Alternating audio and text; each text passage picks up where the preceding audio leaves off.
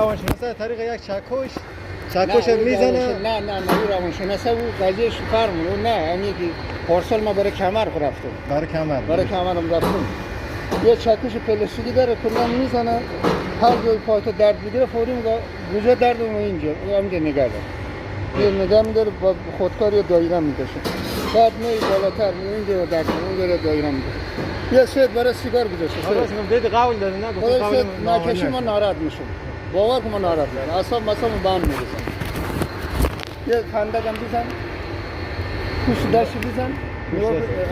این نزنی اصلا قبول نمیشه. نامردی. آره.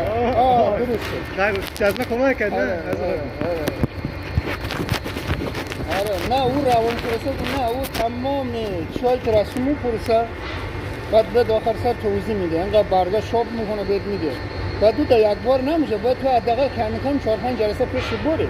نه مور مشکل نداره. بعد یک جلسه تو بری تو خودت دوست داری که جلسه بعدی بری هی دوست داری مشتاق داری که دفعه دیگه بری خیلی کمک میکنه. من میخوام.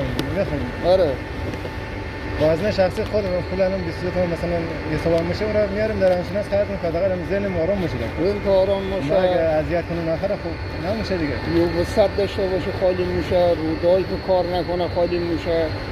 خدمت همه چیز لامصب به نمیزی وصله رئیس نیه رئیس مغزه دروغ همه از این حرفا دای ما شکم درد بودم در این لامصب به دستور نده این کار نمیکنه. ما اول رو باور نشون بابا این کسی شیره این روده چیکار ده اعصاب دارم من کار کنم با اجازه